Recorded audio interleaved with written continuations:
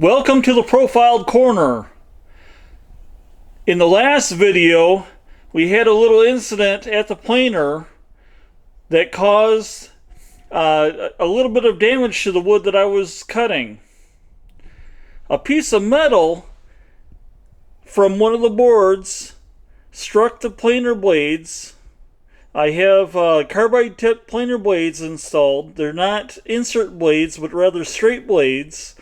And they caused a nick in all three of the blades in the planer. And I'm not sure if you're able to pick this up, but you can see that there's you can hopefully see, at least, that there's a little bit of a notch in this otherwise quite beautiful board. And if we go a little bit forward here, you can see that there's a ruler there. And the ruler is right in the center of where the notch is at. And the notch is proud by about maybe a 64th of an inch from the board. And that happened, that notch appears at all the boards that I cut at the planer after I cut the board that had the bad spot in it, the piece of metal. You can see right there is the offcut with a piece of metal in it. And when I was doing the cleanup at the table saw, I actually got quite lucky because I almost hit that spot. Here's the outside of the board. If we take a look at the other side of the board, you can see right there that the saw blade almost hit that spot where that piece of metal was at. So I got real lucky there because those forest blades are quite expensive. Not that the planer blades are not expensive, but this is an otherwise very beautiful board.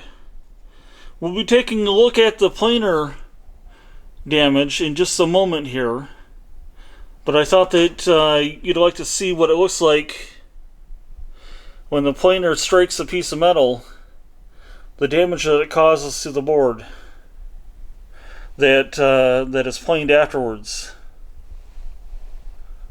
Okay, so we're going to reset the camera here. Okay, we're at the planer now. This is a Foley Belsaw 910 planer molder.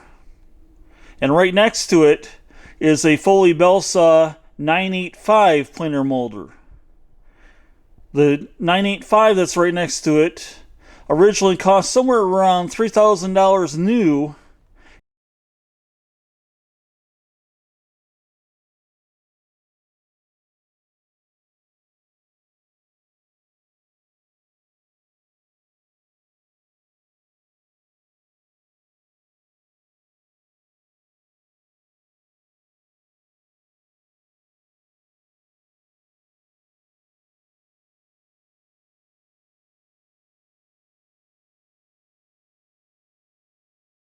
In 1999, plus additional costs for the planer blades and the molding knives and other things that I got with it. So I didn't pay anywhere near the $3,000.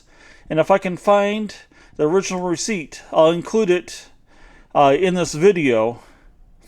But maybe at some point in the future we'll explore creating moldings using that Foley Belsaw 985, because I do have some molding knives that came with it.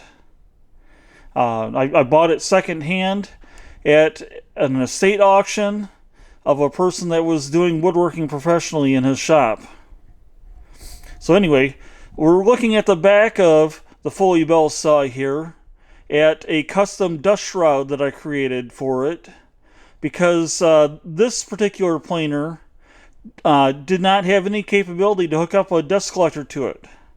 So I created out of some oak that I had laying around a nice little platform, and I used a hollow chisel mortiser to create some square holes to mount it. So if we look around to the side of it here, there's a square peg down at the bottom there, or a square slot. There's also on the inside of it, you can't really see it from this view, but anyway, there's some other interesting elements of it. I know that there were some people on the internet that were trying to create dust shrouds to hook up dust collectors to this particular model. This is a 910 again, Foley Belsaw. Anyway, let's take a look at the blades here. I'm not sure if you're going to be able to see it. I did try to clean up the blades a little bit using some simple green, and I ended up with some prop blood on my finger after doing the cleaning. I'm not sure exactly what happened or where the prop blood came from, but I've got my finger is a little bit red on the end right now. So somewhere in here there's a nick, and I believe that I found it back where I put a black dot, roughly right here in the center. I don't know if I can get a little bit closer to the knife if you'll be able to see it better. But somewhere down in here, I believe, it's not really focusing that well. Somewhere down in here, I believe, is where the nick is located. And if I spin it around, spin the head around to take a look at the other knives, I couldn't see it quite as prominently on the other knives, but I used the ruler and I measured over from the side to roughly that location. I believe it was just under 5 1/4 inches from this side over here is where I found the nick. And it was just a little tiny nick. As I said, it's leaving a trail of about 1/64 of an inch on the boards. These blades are carbide tipped blades that I bought about, I'd say, I think in April of 2023. And I paid roughly $230, including shipping, to have them sent from Canada. I'm thinking about ordering a second set of the knives, just in case what I'm going to do to these knives will not fix the solution. I cannot easily sharpen these knives because it takes a diamond wheel or some sort of a diamond plate to sharpen the carbide. But here's the third blade, and roughly where I was thinking that the defect was at. It looks like the camera is focusing on this.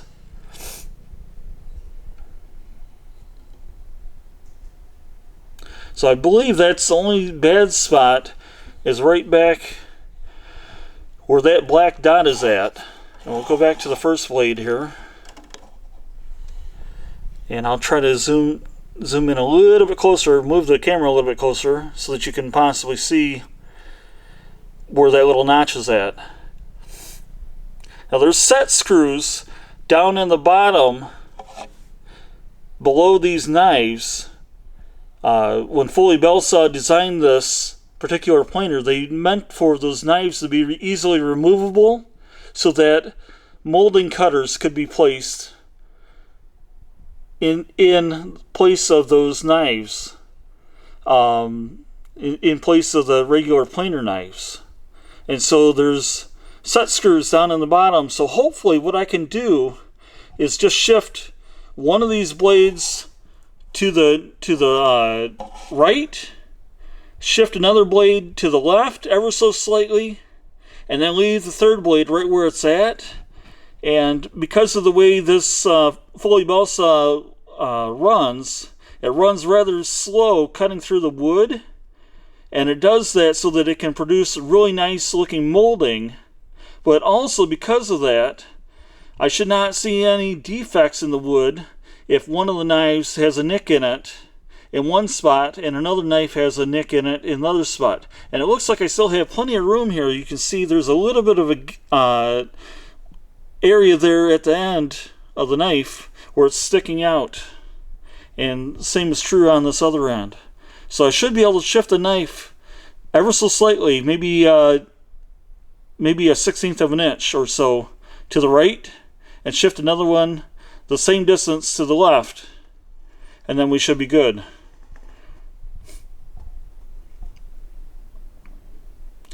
Okay, and I got these knives from a place called mywoodcutters.com. I believe the knives are sourced out of China, which is a little bit disappointing to me. They ship from Canada.